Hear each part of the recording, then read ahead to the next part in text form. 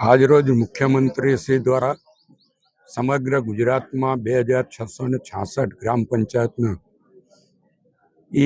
ખાતમુહૂર્ત કરવામાં આવ્યું છે, જેમાં ડભોઈ તાલુકાની 34 ગ્રામ પંચાયતોનું પણ ખાતમુહૂર્ત કરવામાં આવ્યું છે. જેને અહીંયા ઓવડી ખાતે, જે ડભોઈ તાલુકાનું સૌથી છેવાડાનું ગામ કહેવાય, એમાં આજે આ તાલુકા કક્ષાનો કાર્યક્રમ રાખવામાં આવ્યો છે અને 34 ગ્રામ પંચાયતો, એક ગ્રામ પંચાયતને 25 લાખ રૂપિયા મૂકવામાં આવ્યા છે બજેટ તરીકે, એટલે 8.5 કરોડ રૂપિયાના ખાતમુહૂર્ત આજે ડભોઈ તાલુકામાં થવા જઈ રહ્યા છે.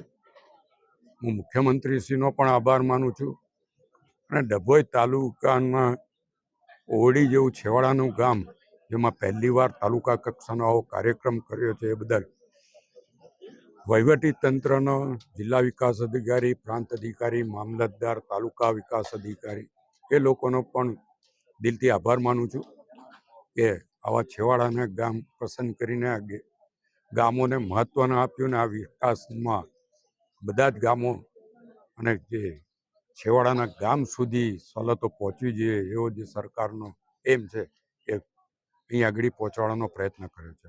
આજના પ્રસંગે મારી સાથે જિલ્લા પંચાયતના ઉપાધ્યક્ષ શ્રી અશ્વિનભાઈ વકીલ, તાલુકા પંચાયતના પ્રમુખ રાજનભાઈ અને જિલ્લા વિકાસ અધિકારી, તાલુકા વિકાસ અધિકારી, પ્રાંત અધિકારી, મામલતદાર સહિત આ વિસ્તારના આગેવાનો અને ચૂંટાયેલા પ્રતિનિધિઓ પણ અહીંયા ઉપસ્થિત રહ્યા છે.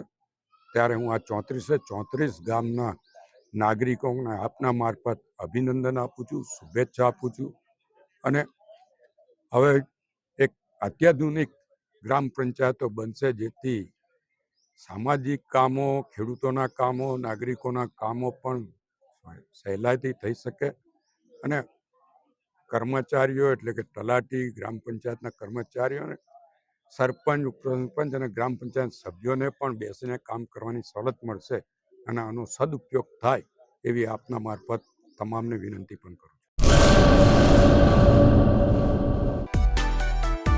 માં motor driving, safe and sure driving. Driving એ શોખ સાથે આપની મોટી જવાબદારી પણ છે.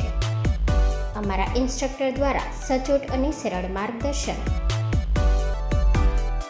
આપની રોજની તાલીમની માહિતી મેળવીને શું અધુરાશ છે એના ઉપર પૂરું ફોકસ કરાય છે.